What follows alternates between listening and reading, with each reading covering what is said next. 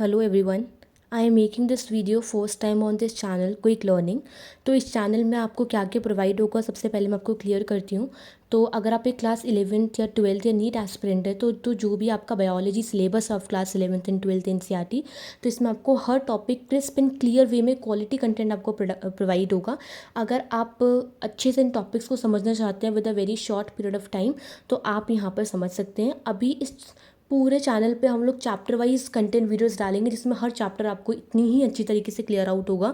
लेकिन अभी today I am just telling you the chapter chemical coordination and integration का एक topic. If you like it we will continue the series of all the chapters, you can tell me. So चलो अब start करते हैं। ये topic of endocrine system, ये आपकी class 11th का चैप्टर है। केमिकल कोऑर्डिनेशन एंड इंटीग्रेशन में आपको सारा का सारा ह्यूमन एंडोक्राइनोलॉजी समझना है, यानी कि ह्यूमन बॉडी के अंदर जितनी भी ग्लैंड्स पाई जाती हैं, आपको उन ग्लैंड्स के फंक्शंस एंड उनसे होने वाली बीमारियां समझनी है। तो इस चैप्टर में बहुत सारी ग्लैंड्स हैं। आज हम एक पर्टिकुलर ग्लैंड को कवर अप करने वाले हैं, पिट्यूटरी ग्लैंड। ये एक बहुत इंपॉर्टेंट ग्लैंड है, क्योंकि अगर आप बोर्ड्स, अगर आप नीट के प्रिपेयर करना चाहते हैं तो भी ये एक बहुत इंपॉर्टेंट टॉपिक है। और अगर आप एक सीबीएसई स्टूडेंट हैं या जिसको एनसीईआरटी समझ के करना है, तो भी आपके लिए स्कूल एग्जाम्स के लिए बहुत इंपॉर्टेंट फेवरेट टॉपिक बन जाता है, राइट। तो आज हम पिट्यूटरी ग्लैंड को बहुत शांति से, आराम से और ईजी वे में समझते हैं। तो पिट्यूटरी ग्लैंड सबसे पहले क्या होती है? एक ग्लैंड है, ठीक है। हमारी बॉडीज़ में आपको पता है इन टोटल आपको इस चैप्टर में 10 ग्लैंड्स पढ़नी है, इंक्लूडिंग हमारी बॉडी में 9 ग्लैंड्स मिलेंगी ऑफ एन इंडिविजुअल, जिसमें से टेस्टिस एंड ओवेरी आपको इन मेल्स टेस्टिस मिलती हैं एंड इन फीमेल ओवेरीज मिलती हैं। तो इन टोटल हम लोगों को 10 ग्लैंड्स पढ़नी है, बट इन एक इंडिविजुअल के अंदर हम लोग 9 ग्लैंड्स देख सकते हैं, ठीक है।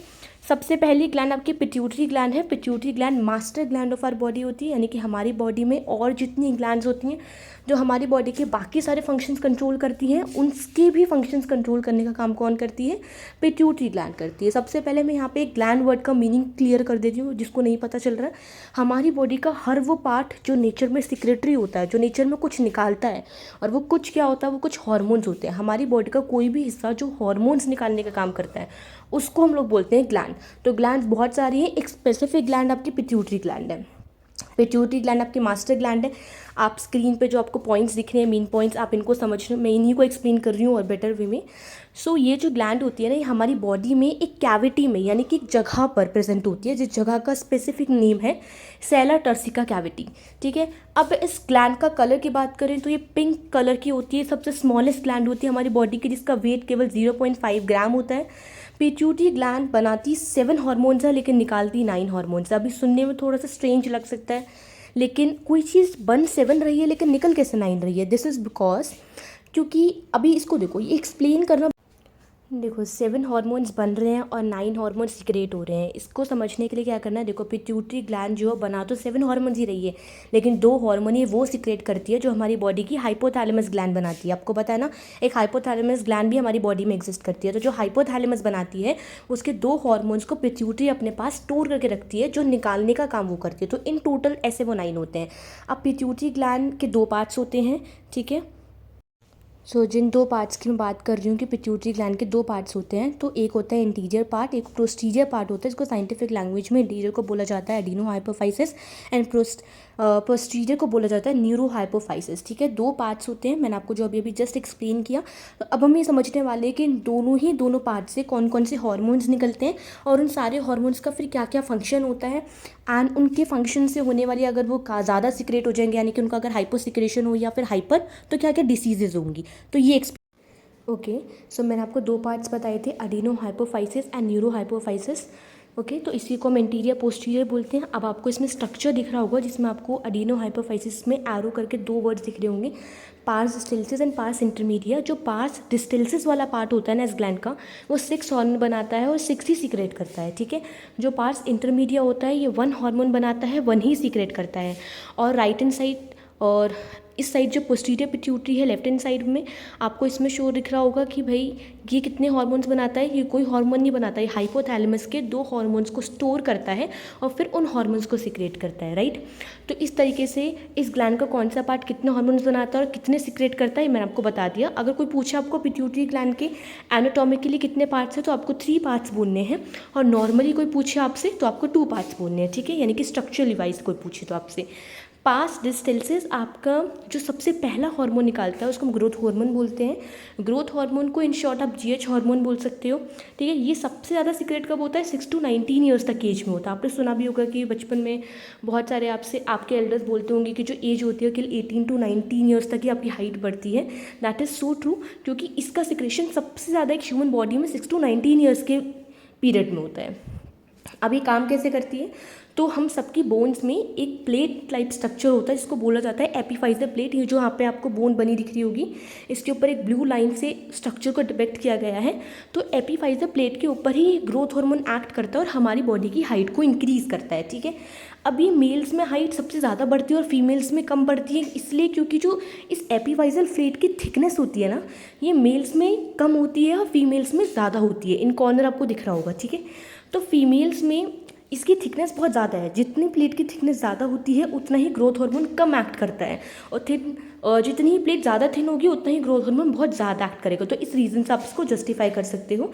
ये एक रीज़न है जिससे आप ये क्लैरिफाई करते हो कि भाई ग्रोथ हार्मोन जो होता है वो मेल्स में तो बहुत जल्दी एक्ट करता है, बहुत ज़्यादा एक्ट करता है, but in comparison to female ये आपको बहुत ही ज़्यादा लेट एक्ट करता हुआ दिखेगा और कम सीक्रेट होता है। इसलिए फीमेल्स की हाइट ऑन एन एवरेज हमेशा मेल से कम रहती है। इट्स एन एक्सेप्शन, बहुत सारी फीमेल्स की हाइट ज़्यादा भी होती है, लेकिन दिस इज़ बायोलॉजिकली प्रूवन चीज़ कि रीज़न क्या होता है फीमेल्स की हाइट और मेल्स की हाइट के कंपैरिजन का, एक बहुत ग्रेट क्वेश्चन होता है, ठीक है। स्ट्रक्चर वाइज किस तरीके से चीज़ें एक्ट करेंगी वो मैं आपको क्लियर कर चुकी हूँ। लेकिन ग्रोथ हार्मोन का काम हमारी ह्यूमन बॉडी में केवल ग्रोथ करना नहीं होता है। ग्रोथ हार्मोन हमारी बॉडी में और भी बहुत सारी चीज़ें करता है। जैसे ग्रोथ हार्मोन हमारी बॉडी में क्या करता है, इसके अलावा हमारी बॉडी में मेटाबॉलिज्म देखता है, और प्रोटीन, फैट, कार्बोहाइड्रेट्स, ठीक है, इन चीज़ों का मेटाबॉलिज्म। अब मेटाबॉलिज्म वर्ड क्या होता है?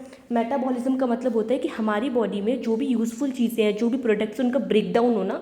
और हमारी बॉडी में देखो हर जितनी भी प्रोसेसेस हो रहे हैं उन सब में कोई ना कोई रिएक्शन इन्वॉल्व है, राइट। तो उन सब का ब्रेकडाउन होना इज कॉल्ड मेटाबॉलिज्म। मेटाबॉलिज्म दो टाइप, कैटाबॉलिज्म, एनाबॉलिज्म, जो दो टाइप के मैंने आपको मेटाबॉलिज्म बताए हैं। थोड़ा आउट ऑफ टॉपिक्स हो जाएगा तो मेटाबॉलिज्म का केवल आप मतलब ध्यान रखना, ठीक है।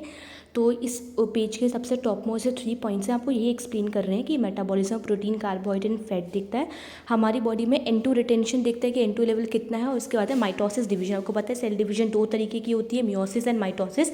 तो ग्रोथ हार्मोन आपकी बॉडी में माइटोसिस डिवीजन भी देखता है, यानी कि सेल का डिवाइड होना माइटोसिस के तरीके से, ठीक है। डिसीजेस के बारे में बात करते हैं, तो अगर ये आपकी बॉडी में हाइपो सिक्रेशन का मतलब अगर ये बहुत कम सीक्रेट होगा, तो जो चाइल्ड, जब आप चाइल्ड एज में हो गया, बच्चे हो गए, तो आप में जो बीमारी होगी दैट इज डॉर्फिज्म। डॉर्फिज्म मतलब आपकी हाइट छोटी रह जाएगी। In Hindi we can use a simple word बोनापन, ठीक है।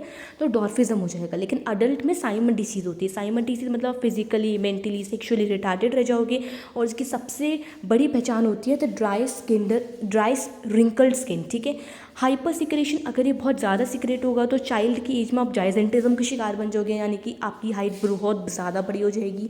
और अडल्ट एज में एक्रोमेगली और काइफोसिस होता है। एक्रोमेगली के देखो ब्रैकेट में लिखा है स्पीच में अगर आपको कोई दिक्कत हो रही है, स्पीच प्रॉब्लम अगर आपको, यानी कि बोलने में आप सही से नहीं बोल पाते हो, आप स्लटर बहुत ज़्यादा करते हो। और काइफोसिस में आपका स्कूट पोस्चर हो जाता है, यानी कि पोस्चर में प्रॉब्लम होती है, जैसे हमको कहते हैं हिंदी में कुबड़ा निकलना, दैट इज़ काइफोसिस, ठीक है।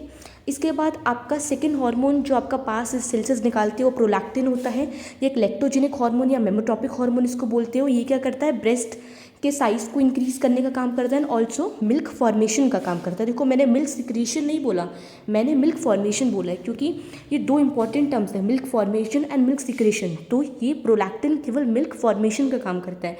अगर ये हाइपर सिक्रेशन होगा तो वेल डेवलप्ड मेमोरी ग्लैंड होगी, और अगर हाइपो सिक्रेशन होगा तो the memory gland will be not well developed, okay. Milk secretion उतना अच्छे वे में नहीं होगा।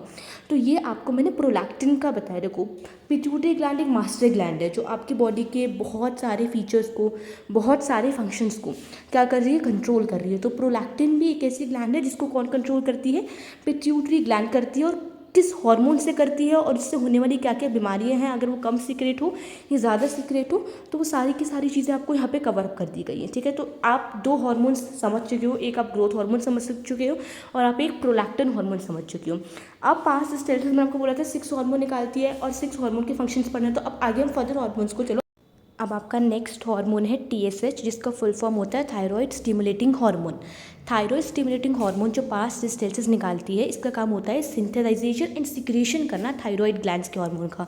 आपकी बॉडी में एक और ग्लैंड होती है, इसका नाम थायराइड ग्लैंड है, तो उसके हार्मोन का सिंथेसाइजेशन सिक्रीशन कंट्रोल करना, यानी कि बनना और निकलना, इन दोनों चीज़ों को कंट्रोल करने का काम कौन करेगा? TSH करेगा। अब आपकी फोर्थ जो हार्मोन है दैट इज़ ACTH, जिसको आप बोलते हो एड्रीनोकॉर्टियोट्रोपिक हार्मोन। ये जो हार्मोन होता है ये भी बनना और निकलना किसका कंट्रोल करता है? एड्रीनल ग्लैंड के हार्मोन्स का कंट्रोल करता है। एड्रीनल ग्लैंड में बहुत सारे टाइप्स ऑफ हार्मोन निकलते हैं, इसमें एक कैटेगरी ग्लूकोकॉर्टिकॉइड की होती है, तो उसके सिंथेसाइजेशन और सिक्रेशन को स्पेसिफिकली ACTH कंट्रोल करता है।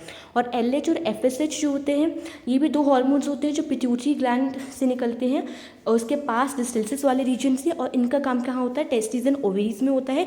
इनके फंक्शंस को हम थोड़ा डिटेल में पढ़ेंगे जो जब टेस्टिस एंड ओवरीज वाला टॉपिक आएगा उधर, ठीक है। अब आपकी ये वाली ग्लैंड बिल्कुल खत्म हो गई है। अब जो नेक्स्ट वाला पार्ट आपका आता है पिट्यूटरी का, that is pass intermedia. Pass distances के हमने 6 हार्मोन्स पढ़ लिए, ओके। पास इंटरमीडिया में MSH होता है, मेलानोसाइट स्टिमुलेटिंग हार्मोन, या फिर जिसको आपके देखो ये कैसे काम करता है, हमारी स्किन जो होती है वो बनी होती है मेलानोसाइट सेल्स की, ओके, स्किन सेल्स। सो ये जो मेलानोसाइट सेल्स होते हैं, जैसे इनका टेम्परेचर राइज होता है, जैसे इनका टेम्परेचर बढ़ता है, तो ये अपने अंदर से MSH हार्मोन निकालते हैं, और ये MSH हार्मोन क्या करता है? हमारी स्किन में पिगमेंटेशन करता है, हमारी स्किन को डार्क बनाता है। तो जब आप काले हो जाते हो ज़्यादा, तो दैट इज़ बिकॉज क्योंकि जैसे आप धूप में गए, आपका टेम्परेचर बढ़ा, MSH निकला और उसने आपकी स्किन में पिगमेंटेशन कर दिया। अब आपका सेकेंड हार्मोन, ये पोस्टीरियर पिट्यूटरी वाले में बात कर रही हूँ, यहाँ पे आपका पास डिस्टेंसेस और पास इंटरमीडिया फिनिश हो गया। अब जो आपका पास आपका नर्वोसा वाला पार्ट है, उसमें से जो पोस्टीरियर पिट्यूटरी वाला पार्ट है, वो जो ADH हार्मोन निकालता है, उसका काम होता है आपकी किडनी के DCT में से फैकल्टेटिव रीअब्जॉर्प्शन करना वाटर का, ओके। तो आप इन सब के फंक्शन अभी मैंने आपको पास नर्वोसा से निकलने वाले ADH यानी कि एंटी डायरेक्टिक हार्मोन का फंक्शन बताया था, जो कि ये पिट्यूटरी ग्लैंड खुद बनाती नहीं है, ये हाइपोथैलेमस ग्लैंड के बने हार्मोन्स को स्टोर करती है और बस हमारी बॉडी में निकालने का काम करती है, ठीक है। तो मैंने जो आपको ADH का रोल बताया था कि ये फैकल्टेटिव रीअब्जॉर्प्शन करती है, यानी कि फैकल्टेटिव रीअब्जॉर्प्शन केवल वाटर का करती है हमारी बॉडी में से, ओके, DCT में से, जो किडनी जब सिक्रेशन में निकालती है एक्सक्रीशन के टाइम पे। तो इसकी डिफिशियंसी से बीमारियां देखो, पॉलीयूरिया की, यानी कि अगर आपकी बॉडी में ये पॉलीयूरिया कर सकते हैं कि एक्सेस यूरिनेशन की, अगर ADH आपकी बॉडी में बहुत कम सिक्रेट होगा तो आपको एक्सेसिव यूरिन आपको जाएगा, क्योंकि बहुत सारा वाटर आप कंज्यूम कर दोगे, बिकॉज वाटर तो अब्जॉर्ब होगा ही नहीं ना आपके DCT में से, इसलिए। और पॉलीडिप्सिया, अगर ADH बहुत ज़्यादा निकल गया तो आपकी किडनी में से बहुत सारा पानी क्या हो जाएगा? सिक्रेट, तो जिस वजह से आपको एक्सेसिव थर्स्ट लग सकती है, क्योंकि बहुत सारा पानी आपका सिक्रेट हो जाएगा वाटर से, आपका वो बहुत सारा वाटर सिक्रेट हो जाएगा बॉडी से, तो आपके अंदर वाटर रिटेंशन कम हो सकती है, तो फॉर दैट आपको बहुत ज़्यादा थर्स्ट लग सकती है, ठीक है। ये आपको बहुत अच्छे से याद रखना है। उसके बाद अब देखो आपका जो सबसे लास्ट हार्मोन बचता है दैट इज ऑक्सीटोसिन। इसके बहुत सारे नाम है, ऑक्सीटोसिन, मिल्क इजेक्टिंग हार्मोन, या फिर लेबर हार्मोन, या फिर लविंग हार्मोन, या बर्थ हार्मोन, ये आपको एग्जाम में किसी भी इस पर्टिकुलर नेम से मिल सकता है। इस हार्मोन का काम क्या होता है?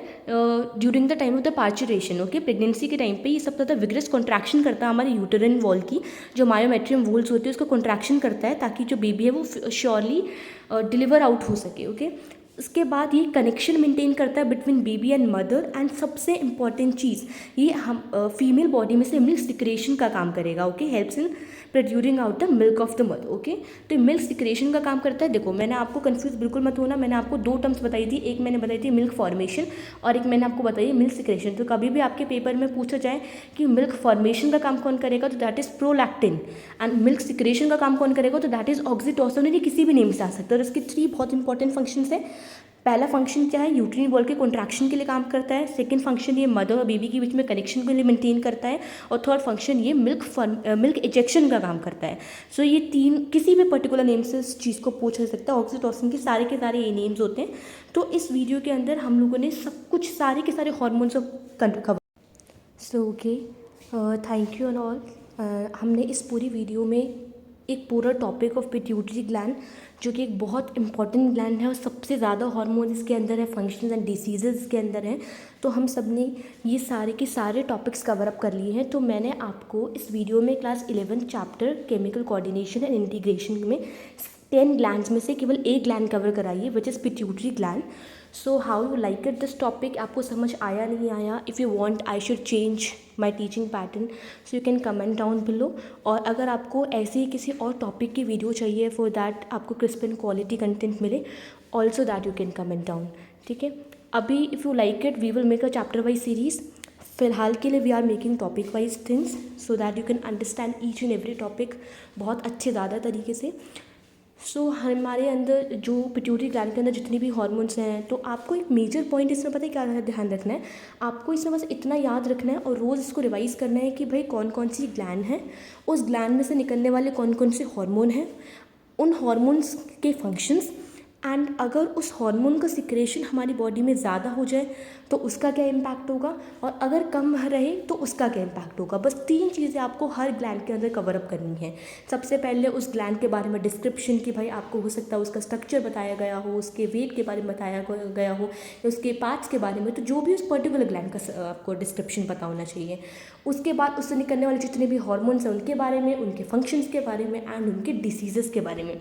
अगर ये 4 पैरामीटर्स आपको क्लियर हैं हर ग्लैंड के बारे में, तो यानी कि आपका चैप्टर बहुत ज़्यादा अच्छा है। अगर आपको ऐसे ही और वीडियोस चाहिए या आपको शॉर्ट में हर टॉपिक्स के बारे में, so we can do it. Okay, so अभी के लिए पिट्यूटरी ग्लैंड आपका पूरा कंप्लीट है, इसमें से कुछ भी नहीं छूटा है, everything is very well and done. So thank you once again. Okay.